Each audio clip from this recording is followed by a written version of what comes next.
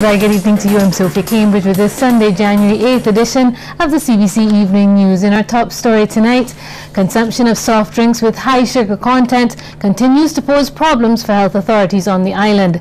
This has been revealed by Minister of Health John Boyce. He was referring to recent studies indicating that locally manufactured drinks contain dangerously high amounts of sugar. While Mr. Boyce says efforts to curb consumption have been fruitful, he says the fight must continue. The fact that we introduced a 10% levy on sweetened beverages almost 18 months ago now, this levy is being assessed. The idea is very similar to how we treat alcohol and cigarettes in terms of taxing. Of course, the treatment of cigarettes have been more severe, and there is more legislation on the way by way of labeling of cigarettes. But at the same time, there are still persons who smoke. So this is a battle which we have to continue. A promise of more relief for from sewage odours and overflows for South Coast residents and businesses.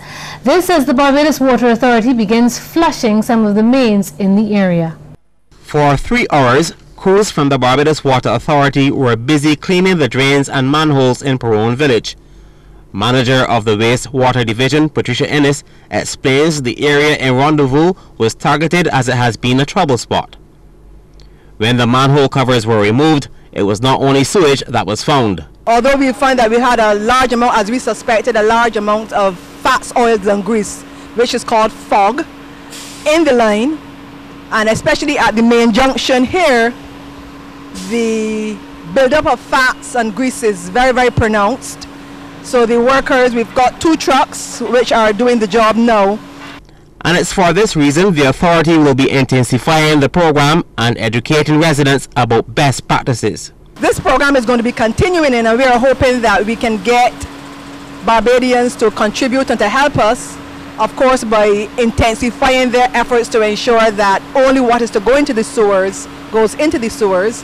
And we'll be trying to help in that way by soon distributing informations to those customers in this area as well as in the Bridgetown in a general attempt to ensure that we maintain the health and safety of our sewer lines.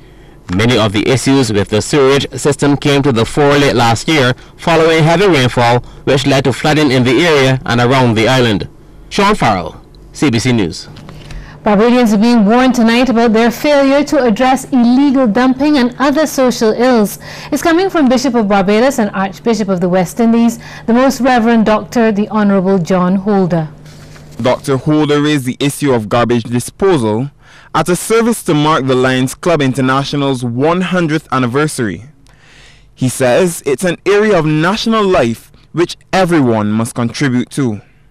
He told the congregation at the St. Matthew's Anglican Church that an increase in dumping fees was not a valid excuse to dispose of garbage improperly. The service input here is not only about those who are paid to do the job. As in every case, we do expect those who are paid for a job to do their very best, and we thank them for their work. But there's another side to the story. It is a side that touches on every Barbadian. Archbishop Holder is worried that service values are dying. We need to hear the words, "well done," as a genuine response to our work. We will hear this if we are able to move beyond saying the service we should be offering as something that makes us less than who we are. We will hear it when we are focused on the well-being of those to whom we are offering service.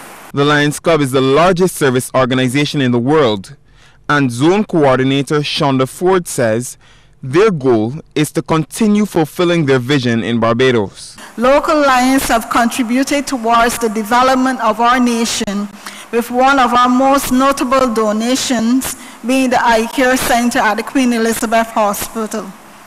Globally, we have been asked to join in the effort to serve 100 million people by 2017 by supporting youth activities, vision programs, hunger initiatives, and environmental projects. The Lions Club's celebrations are expected to continue through the coming week. Kareem Smith, CBC News. Residents of Lamings in St. Joseph have moved to ensure that the St. Bernard Primary School is ready to welcome students next week.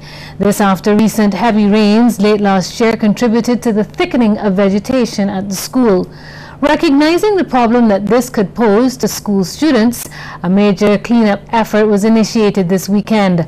A community team of up to 70 people was involved.